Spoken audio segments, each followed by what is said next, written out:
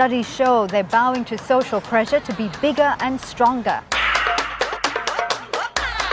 They were seeing lots of images of muscular men. Most of the time they're steroid enhanced, they're Photoshop enhanced. Big muscles is an overt expression of masculinity. In their quest for the perfect physique, they're willing to sacrifice a normal life. I'll wake up and do cardio, then I'll go to work, drive home, have another meal, then drive to gym. You get sick of it, you get frustrated, but in the end it's all worth it. While some take it to the extreme.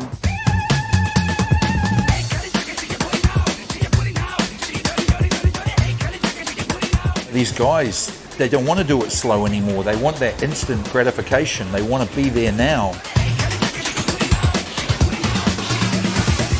I'm Fawzia Ibrahim. On this edition of 101 East, we ask just how far are Australian men willing to go for the Body Beautiful?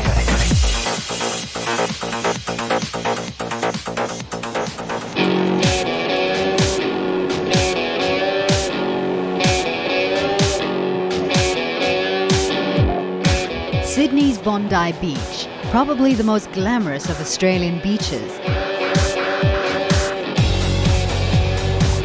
While the sun, sand and surf are a definite attraction, so are the bodies on display. In summer, this beach becomes the pageant stage for young, fit men to show off their physical prowess. For some, achieving physical perfection is a pastime. For others, it can be an obsession. Hello, John speaking. Johnny Starr has two lives. By day, the 23-year-old works as a real estate agent in Melbourne, successfully dealing with multi-million-dollar properties. You've got to be really disciplined in real estate. You've got to get on the phones, prospect, find people who are wanting to sell and sell with you and build this sort of network and database. Mary, how you going? Chris, how are you, mate? Have one through? Yeah. Sweet, let's go.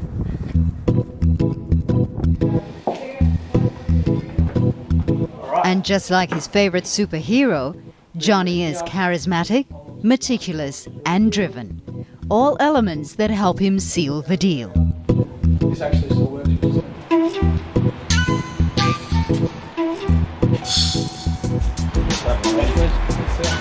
By night, Johnny works at sculpting his body.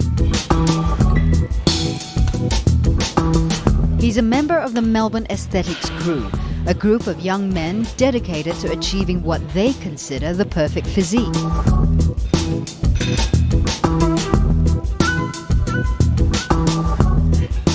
Johnny's ultimate goal is to grace the cover of a men's fitness magazine.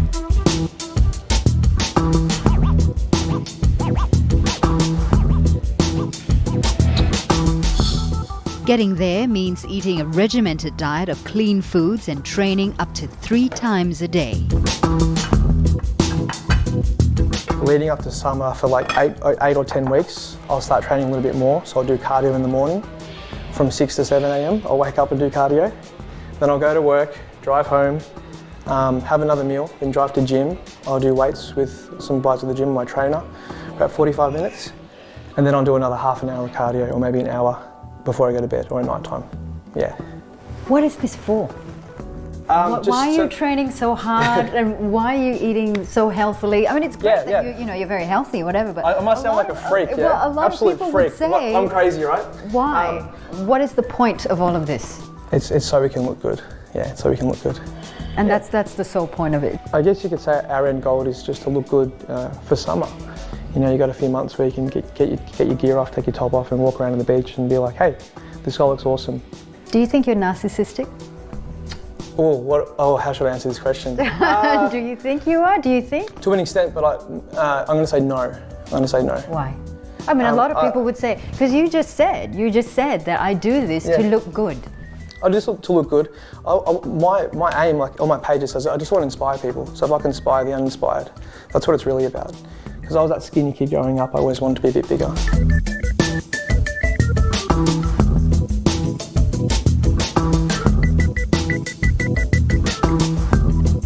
Whose attention or whose approval are you seeking? No one's approval. How do I answer this question? You know, obviously there's a bit of respect between, if you see someone that trains, you know what goes into it, so there's mutual respect between guys, no homo. And then obviously with girls are always going to, you know, are attracted to bigger guys. I think anyway, we're more athletic guys, so.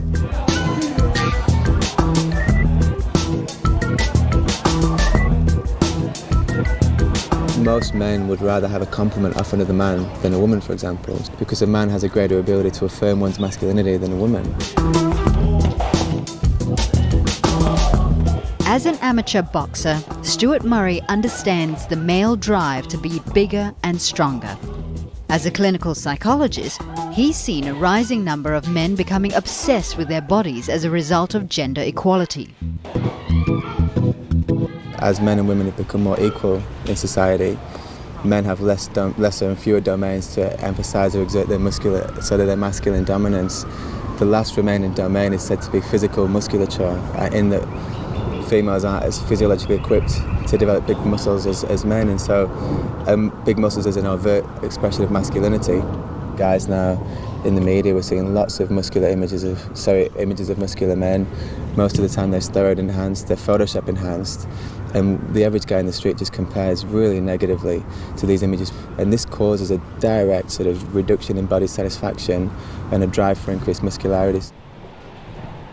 Dr. Murray says this social pressure can be detrimental to certain vulnerable individuals. He's embarked on research into an emerging psychiatric condition amongst men known as muscle dysmorphia, an illness that compels men to adopt a strict diet and training regime to become more muscular.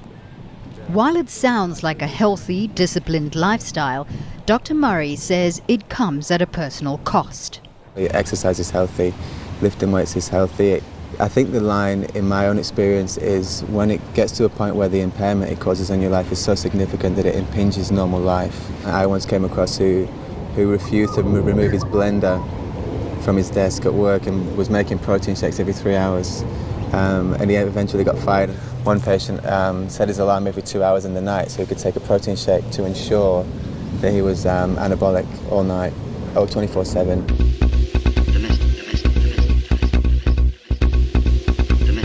Keeping anabolic, or a state of continued muscle growth, is pushing some men to turn to performance-enhancing drugs. Under normal circumstances, steroids and human growth hormones are medically prescribed to aid with certain ailments. But these drugs are also recognized among bodybuilders as chemical aids to help build body mass. I think steroids are becoming so prevalent at the moment, and men now are becoming increasingly objectified, and our bodies are viewed more aesthetically than functionally. And so it is a quick boost to an aesthetically desirable body. Sociologists say this quest for the perfect physique is ingrained in boys from an early age. It's not enough for today's superheroes to possess upstanding characteristics. Their bodies need to be overtly ripped and muscled as well. In some eyes, Luke Shembry is considered a superhero. He's a fireman in the New South Wales Fire Brigade. He also runs a successful business selling healthy meal plans. And he's won the International Federation of Bodybuilders Mr. Australia title twice. Many of his clients want to attain his physique, but Luke is quick to tell them there are no shortcuts. Look, it's not about sort of going hard in the gym for a week or training real hard for a month. You know, it's every year putting it back to back, and that's what it's taken for me to get here. It wasn't overnight. It's just been a very hard, long road. Luke is wary when asked about reports of steroid abuse in the bodybuilding industry. There's definitely people in the bodybuilding industry that give it a bad name. You can't help those people, like, you know what I mean? All you can do is promote an image of yourself, live your life your way, the way you want to be, and hopefully others will look at you and use you as a positive role model, and they won't focus on the negative sides of what people can do, you know, in any type of sport. When people look at you and they see bodybuilder, they see you're big, you're huge, they say, must be steroids. Is that true? Look, I tell them I've been training 14 years. When they see my diet plan and how I eat every day, when they see how hard I train, when I show them photos of me 5 years ago, even halfway to where I am at the moment, and then they realise, you know what, this guy's put in the hard work over 13, 14 years. You know, there was no quick fix for this guy. He's done the hard yard. But have you ever been tempted to take steroids? Look, there's always that part of it, and it's always going to be involved in bodybuilding and trying to be the best you can, and that is up to the individual. And I guess, look, it's always out there in any sport, you know, and there's nothing you can really do that's ever going to take that away, and it's just, you have to make that decision for yourself. While Luke promotes a healthy program for bodybuilding, others are looking for shortcuts, turning to performance-enhancing drugs. Australia has one of the world's strictest drug laws, and it is illegal to acquire steroids or growth hormones without a prescription. No one we spoke to would admit to taking the drugs, but several told us of the existence of a large black market. Many of the drugs are acquired from overseas, particularly from countries where regulation is lax, amongst them Thailand. This Southeast Asian country has long held the promise of exotic adventures for young travellers. The country's food, culture, people and landscape draw millions every year. There's something for everyone: families, couples, holiday makers. And those seeking to experience another side head to Sin City, Pattaya, where anything goes.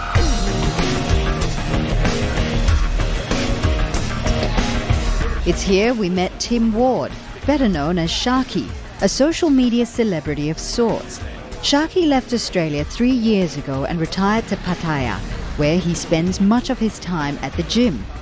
This larger-than-life character is now part of the city's attractions, with fans the world over seeking him out. Sharky says he's noticed a rise in the number of young men visiting Thailand to start a cycle of steroids. He admits to taking a human growth hormone, but says younger men don't need to. I take testosterone, I take growth hormone, but I know how to take it, and that's the thing. I've been doing it that long, and through blood tests I know exactly how to keep my levels where I want them to be. You don't need testosterone in your 20s. What for? Your body's producing enough of it anyway. And the disadvantage with taking testosterone is once you do start, your body will stop producing it. These guys, they don't want to do it slow anymore. They want that instant gratification. They want to be there now. And, you know, it's sad, really. Sad when you see it, because they're not enjoying it. They're not enjoying the training. Sharky also has a dire warning for those seeking steroids and hormones in Thailand. Look, I want to tell you something. This is the best way to put it. This is Thailand, okay? And just because it's got big breasts and long hair, it doesn't mean it's a woman. And just because it's in a bottle and it says testosterone, it doesn't mean it's testosterone. Now, I know for a fact that the FDA has cracked down on steroids so much now in this country. There isn't a single pharmacy I would walk into and buy growth hormone from now. Why not? Because it's fake. But nothing seems to deter those seeking drugs to enhance their physique. We meet a steroid user in Pattaya who wants to remain anonymous. He tells us he also exports the drugs from Thailand into Australia through a website. Who would be your clientele? Bodybuilders, anyone that wanted to try out, get bigger. But you just offer them extra information as well. You know, if they ask a million questions, you get a million questions, and you just got to answer everything, just honestly and truthfully. And if they start and they trust you, then they just buy the product, and you say, "Well, good luck, man. Let me know how it goes," and it's, you know, cool. Is it easy to get steroids in Australia? It's easy, very easy. You gotta know what to do, how to get it in, and who to go to. So it's still getting in? Still getting in. Despite what the customs people say? Customs are useless. But is this the real stuff, or is this the fake stuff that you'd be selling? No, I sell real stuff. You want repeat customers. You don't want people to inject themselves or something worse, and then, you know, it gets tracked back to you. Then where do you get the real stuff from? Over the counter. I'll get over the counter in the chemist. So you gotta know which chemist to go to. Is it easy to get it here? Very easy. Over the counter? Yeah. You don't need a prescription here? No. But you gotta walk in, you gotta know exactly what to say. And sometimes you've got to go in there and, buy a couple things so they sort of know your face. And helps if you speak the language, really. We decided to test out Tom's claims. So we've been told that it's relatively easy to get steroids or human growth hormones anywhere in Pattaya. So what we're going to do is we'll try and go into some of these pharmacies here and just see what we can get without a prescription.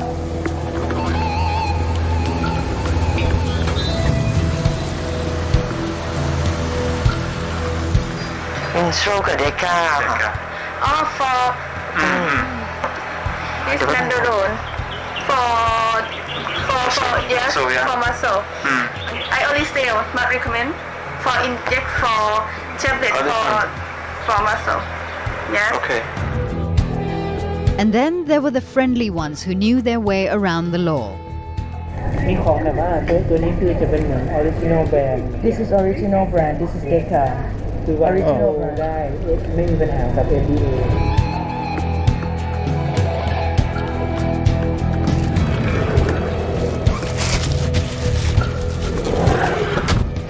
So we've hit 10 pharmacies on this one particular street in Pattaya, and at least 4 of them have been willing and able to provide us with steroids. Now let's see what we've got. We've been able to get a very popular brand of testosterone, as well as some pills, and a very popular injectable as well, and a syringe. So it does go to show that it's quite easy to get steroids here in Thailand without a prescription. We approached Thailand's authorities regarding the lax regulation of the sale of steroids. ตรงนี้มันยังเป็นข้อที่เรา We cannot punish people who illegally exploit steroids out of Thailand. Under Thai law, steroids are considered as a controlled medicine, unlike narcotics. We still don't have a law to convict steroid smugglers. But don't you think then that this just creates and encourages a black market in steroids because of the lack in penalties? ตรงนี้เราไม่สนับสนุนอยู่แล้ว We don't support the abuse of steroids. When foreigners come here to buy and sell steroids, this shows the flaws of our system. ที่เจอมากๆผมว่าณวันนี้คือเป็นปัญหาเรื่อง We cannot stop them from selling steroids through the internet, even though it is illegal. We have a lack of resources to monitor these transactions, and the problem is getting worse. It's a fact confirmed by Australia's authorities. Customs officials say the amount of steroids being smuggled into the country has more than doubled in the past 5 years. Officials blame the increasing number of websites offering steroids for sale through the post. Often these websites and forums offer advice to the novice without addressing the various health risks involved in consuming the drugs. Dr. Amir Ibrahim of the Sydney Institute of Sports says while steroids and growth hormones are effective in defining muscle quickly, long-term use is detrimental to the body. Having extra hormones on board will switch off the hormone receptors in the brain, which would in the long term cause shrinkage of the private parts, also infertility. We know that the steroids are metabolized in the liver, so the liver can't handle the amount of hormones on board and tends to, down the track, have cancer. Dr. Amir says he often gets asked by patients to prescribe steroids for the sole purpose of building bigger muscles. He refuses as he could lose his license. He's also concerned about the potential social impact steroids and growth hormones can have. There's a thing called roid rage, where people lose control of their emotions when they're on steroids, particularly during the middle of a course. And there can be things such as angry outbursts, violence, depression, anxiety, which all affect a bodybuilder or person taking steroids when they're on it. And we're also seeing an increase in level of violence around the city in young men, and it's thought that one of the reasons for this has been the increased use of anabolic steroids. Despite the health risks, there are many willing to take a gamble. A worrying trend for young, impressionable boys who aspire to emulate their heroes. Side try. Sometimes I have to question my ability. Is it really worth pursuing a career with no stability? 16-year-old Nathan Rowe started bodybuilding a year ago. Now he's putting himself through the paces as he prepares for his first bodybuilding competition. I put a lot of hours in. There's no point in doing all them hours for nothing. Take it a step at a time.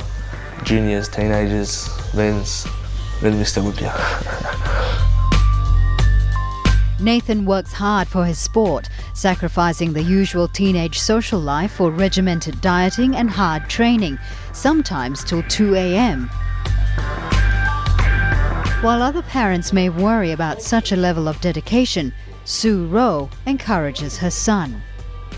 I know that he's in a safe, secure place and I can rest at night. I know that he's not out on the streets getting himself into any trouble. He's in a safe place. Nathan of years ago was diagnosed with ADHD, lack of concentration, high on sugar. Comparing him from then till now, total difference. This has honestly helped him with his diet, ability to concentrate a lot more. He's a totally different person. ADHD, I think, has gone out the window. Sue is well aware of the reports of steroid abuse in the sport her son is entering, but trusts him enough to make the right judgments. How would you feel if Nathan came home one day and said, "Mum, I've been on steroids for the last 3 months"? I know, honestly, he wants to do it the healthy way, and he said that to me. If he does, it will be a shock, definitely. A definite shock, because he's done all this on his own, the healthy way, and I know that he can continue it. Nathan's commitment to his sport requires him to prepare up to 6 meals a day and no junk food. A lot of chicken breast, a lot of fish, less potatoes, less spaghetti or pastas and so on. Yeah, just proteins. It's annoying, but you got to do what you got to do to be what you want to be, you know. Do you feel like you're giving up on food? I love food. You get sick of it, you get frustrated, but in the end it's all worth it. Nathan doesn't think he's missing out on his teenage social years either, preferring to spend his time at the gym. He hopes to be able to work his way up to rivaling his bodybuilding idols. When you first started seeing results, what was the feeling? Oh, it's great, amazing. Used to pump. You see this little vein come out of my arm. I was like, what is this? You know? And that got me happy. I was like, I want more veins. Well, then you start to see muscle mass. And I used to carry a measuring tape. I used to measure my arms all the time. And I was like, wow, man, 1 month, like, grew like that little bit. You just want to keep going and on and on. I'm not going to stop until it gets boom. So everyone has a certain peak with their body that genetics will limit. Yeah. How far are you willing to go beyond that? Are you willing to take steroids to get bigger? Maybe older. When I know I've stopped growing and I'm struggling with it, then of course I need a boost. Like, a lot of people think steroids just make you big like that, but it's the amount of work you have to put into it, the working out, the dieting, it's just the same. It's just going to help you that bit. Like, for sure when I'm older, if I want to take it on board, yeah. But you do know the health risks that are involved, and you're willing to risk your health in order for the sport. Yeah. Why? Sacrifice, you know. I want to be a champion, you know. And to be a champion, you've got to sacrifice a lot of things in life, especially in this sport, so yeah. And you're willing to put your health at risk for Yes. Nathan still has a long road ahead of him to achieve his ultimate goal. But whether it be for sport or pure aesthetics, there's no doubt it's a challenging task to attain and maintain the Body Beautiful, no matter what the sacrifices or the risk.